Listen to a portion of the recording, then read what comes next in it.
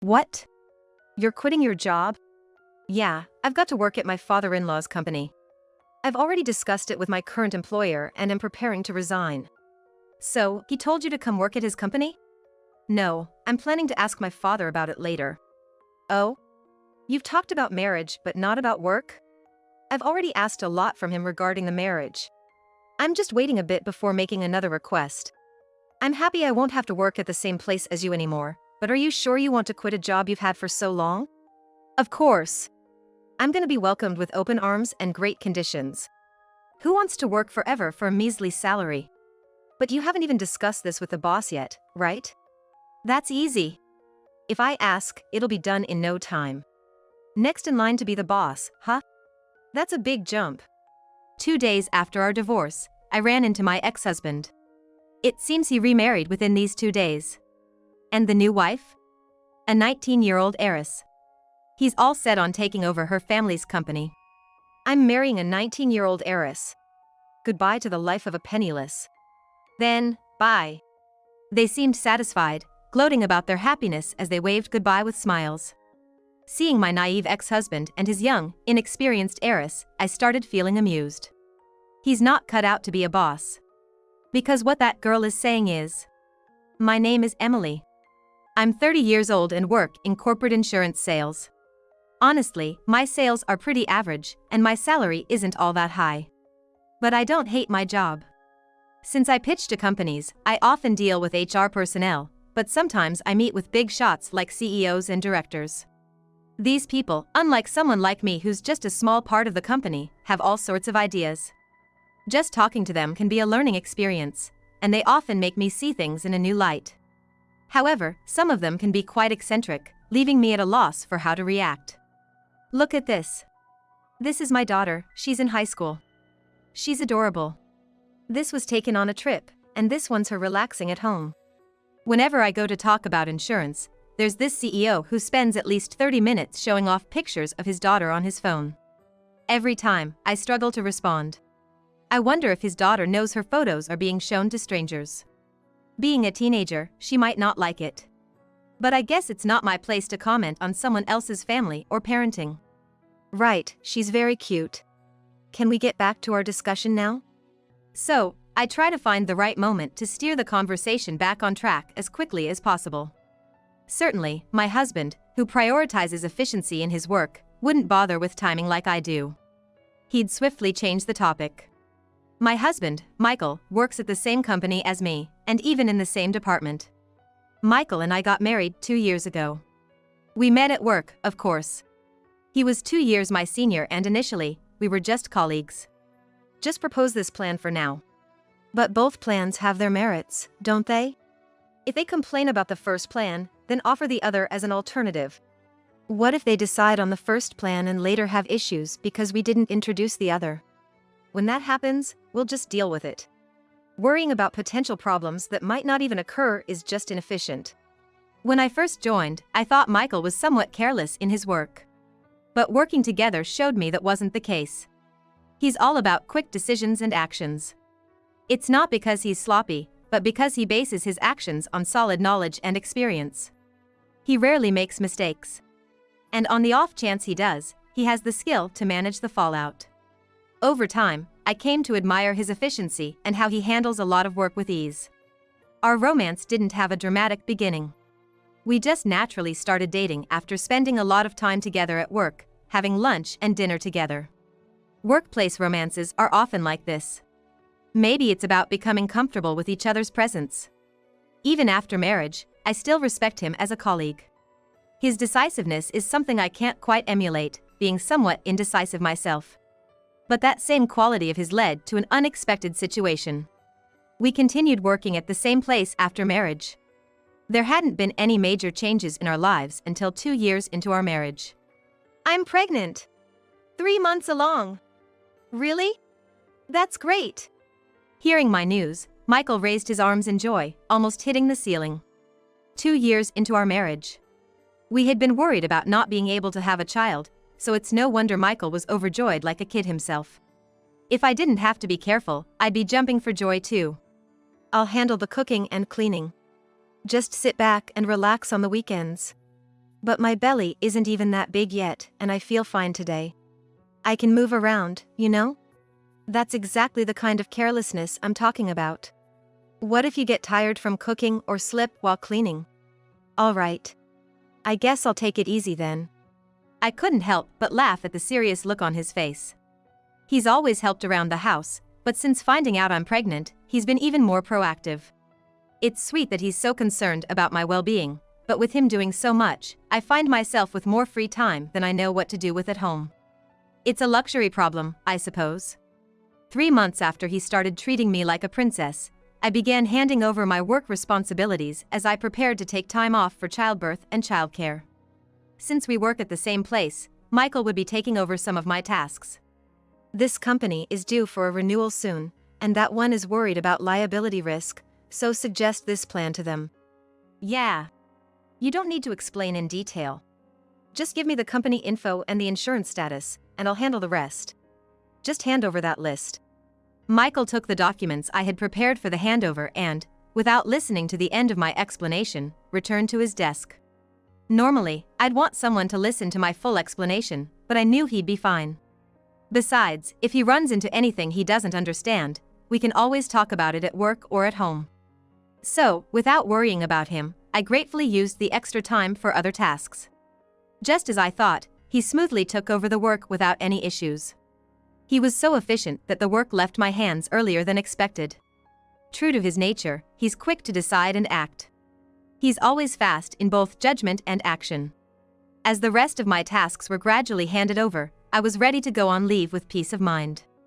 But just before I was about to start my break, a new worry suddenly emerged. Going out again this week? Yeah, just some social commitments. What about dinner? Don't need it. I'll be home late, so go to bed without waiting for me. As I rubbed my growing belly, I watched Michael leave the house for his weekend outings. When the front door closed with a thud, I felt a sense of emptiness and slowly made my way to the living room sofa. Sitting down, I started planning the rest of my day. Cleaning, shopping and cooking. Lately, Michael would leave home early on weekends and not return until late at night. He also stopped helping around the house. One's husband started coming home late and his attitude changed abruptly. This is a classic sign of infidelity. But Michael had been so kind until recently, and I was nearing my due date. So, even though the thought of infidelity crossed my mind, it quickly faded. I figured it must be work-related. Michael had taken on a lot of my workload so I could take maternity leave. He's efficient, so he ended up with more work than others. Plus, he already had a lot on his plate. Even for someone like him, a sudden increase in workload could understandably lead to exhaustion and irritation. Thinking the change in Michael was because of me, I became overly conscious of his reactions. At work, I'd glance at him, trying to gauge his mood. At home, worried I might irritate him, I spoke less. When I absolutely had to talk to him, I carefully picked the right moment and watched his expressions. With his attitude change and my cautious approach, it was inevitable that our relationship became strained. I began to feel a distance between us. However, that gap was filled by our child. Wow, she's adorable today too. You say the same thing every time. You're with her 24/7, but I'm not. Let me enjoy this. Okay. After a while, I took maternity leave and gave birth. Now, I'm at my parents' house with our daughter. Since it's close to our home, Michael visits every weekend. He arrives in the morning and stays glued to our daughter until the evening. He's so fixated that I half-jokingly wonder if time has stopped for him. Seeing his face, I feel reassured, despite being a bit exasperated. Here, the juice and snacks you asked me to buy. Let me know if you need anything else. Thanks, this is a big help. If I ask my mom, she never buys the right things. I received a store bag from Michael with a smile. With the birth of our daughter, Michael returned to being the kind, caring husband he was before. Seeing her face probably blew away all his work stress. I hoped we would return to being a close couple, now with our daughter making our lives happier than before. But 6 months after our daughter's birth, his attitude began to change again. Keep it down. Make her stop crying. Don't be ridiculous. I took our crying daughter from the bedroom to calm her. Her night crying was a challenge for me too. But it's something unavoidable. In the living room, I soothed her until she stopped crying. Michael's attitude had changed again, and he wasn't helping with childcare or housework. So, calming our daughter at night became my sole responsibility. Of course, taking care of a child isn't just about dealing with night crying. I needed his help. But he seemed to have no intention of helping with childcare or housework. Sorry. I just can't handle everything alone. Can you help me? Huh? Aren't you off work right now? You've got plenty of time. How can you not manage? It's just your efficiency that's bad. Hearing Michael's words, I tried hard not to grip our daughter too tightly in my arms. Michael is always efficient, quickly and neatly doing everything. But his habit of making quick decisions and actions means he also makes mistakes sometimes. Does he think childcare is like work, where if there's a mistake, you just fix it? What if something happens to our daughter? My ears hurt from our daughter's crying, and my head ached from Michael's incomprehensible behavior. At this rate, he might make a serious mistake in caring for our child. It was late at night, but I decided to talk to him about it, returning to the bedroom with our now quiet daughter. When I got there, Michael was already asleep. I debated whether to wake him up to talk, but knowing that he would be grumpy and unlikely to listen properly if I did, I decided against it. I was exhausted too. So I chose to wait until the next morning to address it and went to sleep. However, I soon regretted not taking immediate action. The next morning, I woke up to our daughter's crying, but her voice sounded unusually faint and distant.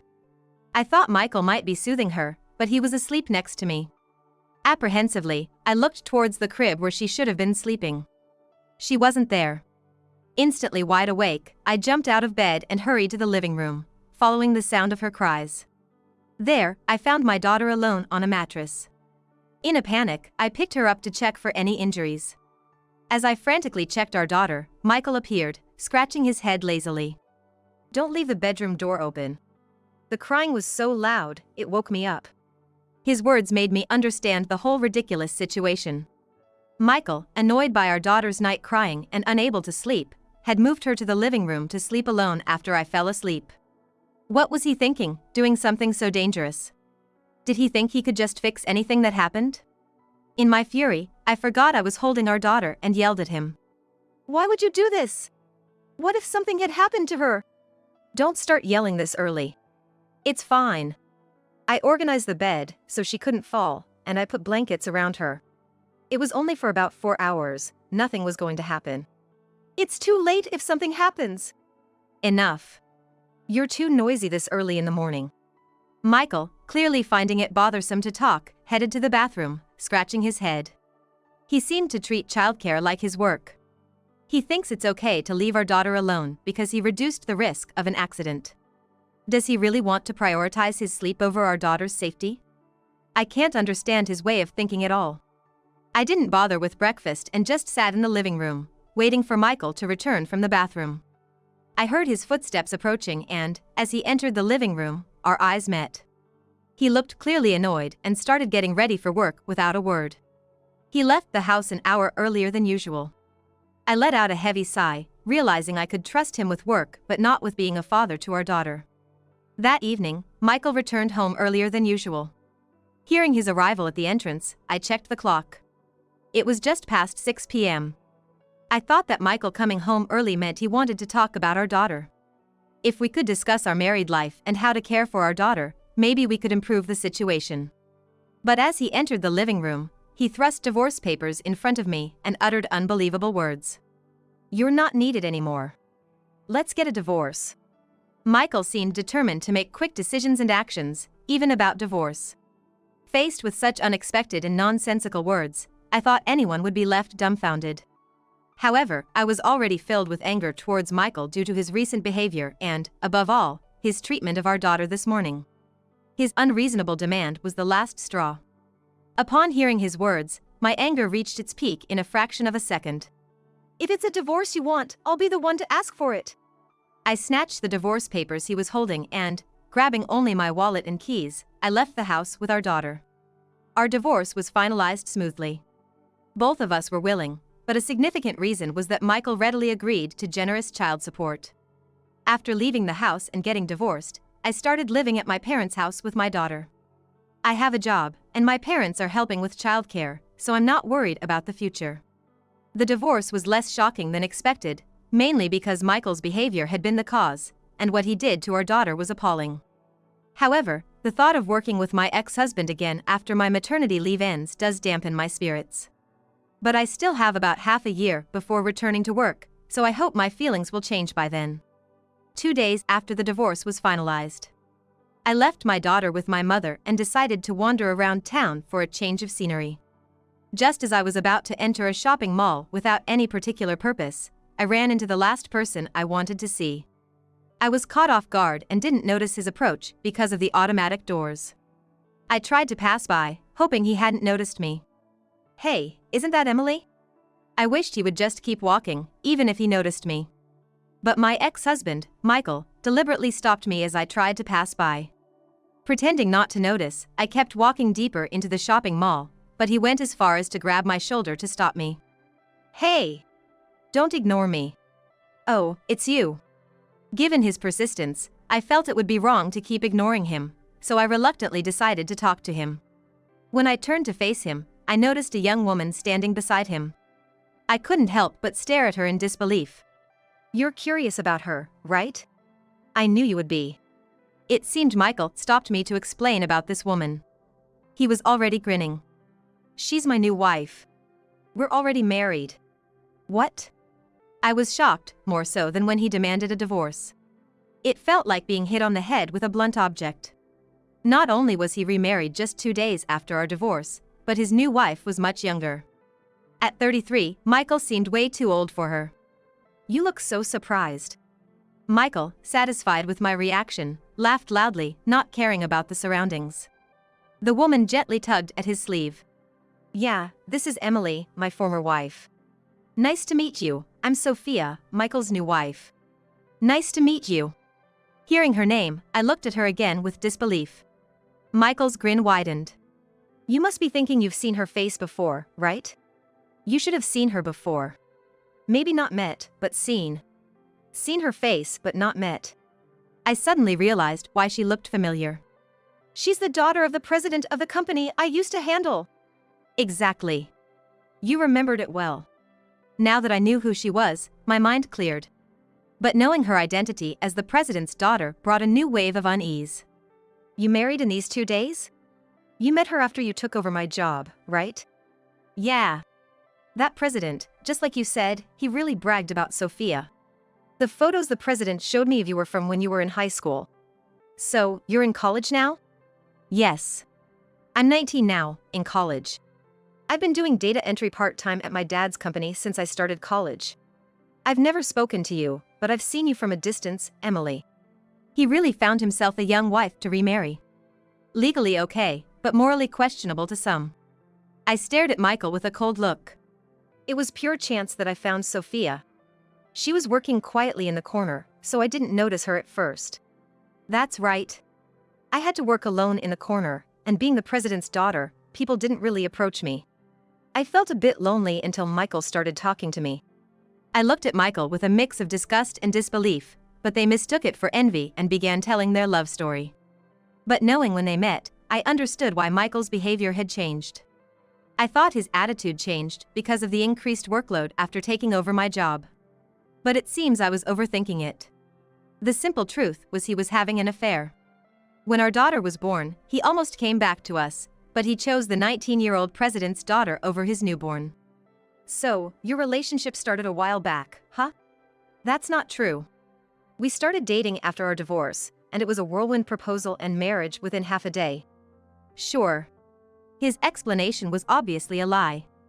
He must be worried I'd complain if he admitted their relationship started before our divorce. I don't have any evidence of their affair, so saying they started dating after the divorce must feel safe to him. But he doesn't have to worry. I'm not interested in pursuing the infidelity issue. It's not that I've given up. Something else has caught my attention. I continued the conversation, extracting the information I needed. "I'm surprised the president agreed to your marriage with her. At first, he was strongly opposed. But she convinced him. My dad gives in to anything if I ask. A little crying and persistence does the trick." They talked as if they had overcome great obstacles together. But it sounded more like the president caved in to avoid upsetting his daughter. Sophia, are you going to work at your dad's company after graduating? Yes, that's the plan. And we're hoping Michael will join the company too. What? You're changing jobs? Of course, now that I'm married to Sophia, I have to work at her dad's company. I've already spoken to my current employer and am preparing to resign. So, the president has told you to join his company? No, I'm going to ask him next time. We haven't discussed it yet. But you've talked about marriage and not about work? I've asked the president for a big favor regarding the marriage, so I'm waiting a bit before asking for another favor. It seems there's a trick to getting favors from the president. I could tell Sophia was completely spoiled by her father. I'm glad I won't have to work with you anymore, but are you sure you want to quit a job you've had for so long? Of course. I'm Sophia's husband, right? I'll be welcomed with great terms. Who wants to work forever for a meager salary? Oops, you're still at that company. My bad. Great terms, but you haven't talked to the president yet, right? That's easy. If I ask, it'll be done in no time. I'm planning to ask the president to welcome Michael as the next CEO and train him. Next CEO, huh? That's a big jump. They imagined a rosy future, looking very pleased with themselves. Watching this naive president's daughter and my ex-husband who had made a serious mistake, I began to feel amused. I'm marrying a 19-year-old president's daughter. You're back to being single and lonely. Plus, you're not working right now, just a penniless person living off child support. When you return to work, please continue handling our company. Take care. Satisfied with their happiness gloat, they waved at me with smiles and started to leave. Indeed, as Michael said, I'm currently on maternity leave and only receiving child benefits, not earning money from work. Even when I return, my salary will be average, so from a president's perspective, I might be considered poor. But Michael is making a big mistake. And the cause is right next to him, the president's daughter. Watching the president's daughter walk away, I imagined the kind of face my ex-husband, Michael, would soon make, and I couldn't help but burst into laughter. You're not going to become a CEO. I'll work hard to become one. Don't be so smug in the end. I just wanted to give him a warning, but he thought I was expressing sour grapes. Impossible for you to become. Because what that girl says is. I murmured softly, letting my inner thoughts slip out. If Michael had known the truth then, the damage might have been minimal. Such a pity. 3 months after running into Michael at the shopping mall, it was time to start preparing to return to work. I was gearing up to work hard again. Then, like a blow to my enthusiasm, I received a call from Michael. It seemed he had learned the truth. Hey! Remember you said I couldn't become a CEO? Did you know? His words were incomplete, but I knew what he meant. Yes, I knew. No matter how much Mocha pleaded with her dad, making you CEO was impossible, right? Why didn't you tell me then? That Mocha's dad was just a hired CEO. Michael sounded really panicked, his voice shaking. I wished I could see his expression over the phone. Indeed, Mocha's father was a hired CEO. It means there was an owner above him. The CEO manages the company but doesn't have the final say in crucial decisions. The decision about who will be the successor to the company is not something the CEO can decide on their own. Michael couldn't fix this, even with his usual efficiency. Sophia probably didn't know that her father was a hired CEO. Or maybe she didn't understand what that position entails. Otherwise, she wouldn't have suggested something as preposterous as welcoming Michael as the next CEO right away. At 19, it wouldn't be strange for her to be aware that her father was a hired CEO. However, she seemed to be indulged by her father, who holds the title of CEO, and didn't bother to understand the company's structure or her father's exact position. Additionally, while she worked part-time at the company, those around her, assuming she already knew, probably didn't bother to explain these details to her in depth. That's why I warned you that you couldn't become a CEO. Damn it! I should have researched the company more. You might have realized it earlier if you had listened to my explanations when you took over my job. I had handed over my work to Michael before my leave. He had taken only the necessary documents from me and didn't bother with the details. I learned about the hired CEO during casual conversations with the president, information not crucial enough for my reports. Michael's impulsive, efficient work style backfired. I've already quit my job. What should I do now? Can't you just get a regular job there? even a hired CEO has that much authority, right?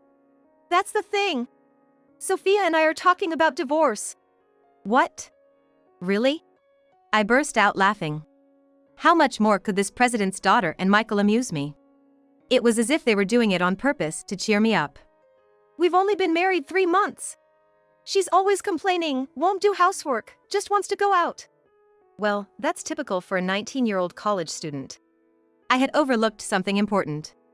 Michael remarried a 19-year-old college student. At that age, they're full of life and love. Surrounded by others enjoying campus life, being married and restricted would be hard to bear. Especially for a president's daughter, spoiled by her father. Perhaps she initially liked Michael, but reality hit her after marriage. Michael's new wife likely married him in the heat of a passionate romance, but probably couldn't endure the gap between ideal and reality. It's understandable for a 19-year-old college student. Michael's choice to propose so quickly, thinking he'd benefit from marrying the president's daughter, was also to blame. In a way, she might be a victim too. You didn't think about her at all, only about yourself. It's your own fault. So, how's the divorce proceeding? She's 19, you know. You better not be trying to manipulate her into getting back together. That's just it. I haven't been able to contact Sophia since she left the house. Then how are you handling the negotiations? The president got involved. Sophia ran back to her parents' house, asking her father for help. Then he contacted me. Said he won't forgive me for making his daughter cry. Told me to wait for a call from his lawyer. I shuddered, imagining the angry president. He adored his daughter, showing off her pictures to others. Despite marrying her off, she returned home crying for help within 3 months. I can understand why he couldn't forgive that. Even as a hired CEO, a president is still a president. He has money and power. Given that such a person told him he wouldn't forgive him, it's no wonder that he is trembling in fear. Emily, what do you think I should do? I don't know. Figure it out yourself. I ended the call with a laugh. Feeling better knowing Michael was in trouble, I decided to take my daughter for a walk in the park. A few days after Michael's call, I received a call from Sophia. She wanted to meet me. I was a bit cautious, but the young president's daughter could also be seen as a victim of my ex-husband. Feeling somewhat sorry for her, I decided to meet her at a cafe nearby. Sorry, she said, handing me a clear file as soon as she sat down. Inside were printed messages and photos of her with Michael. It's evidence of the affair. Why are you giving me this? She didn't answer, just looked down. Well, her inability to answer probably says it all. Probably her father, the president, told her to give it to me. But if he had directed her to hand over evidence of an affair, that raised problems. So, this encounter was her way of apologizing for her actions. That's all there is to it. I hadn't planned to claim for the affair, but I needed to maintain a relationship with her father's company. I tucked the file into my bag, feeling burdened. He also needed to pay child support. But he was currently jobless. When we divorced, we split our savings, so I knew his financial situation. Michael had called me a penniless person, but it seemed like karma hit him harder. He needs to find a job fast, as his savings will quickly run out. I'm living with my daughter at my parents' house. Like Sophia, I'm relying on my parents. But I'm paying my rent and living expenses, unlike her. My daughter is growing well. With my job return approaching soon, I'm ready to work hard for the sake of my daughter.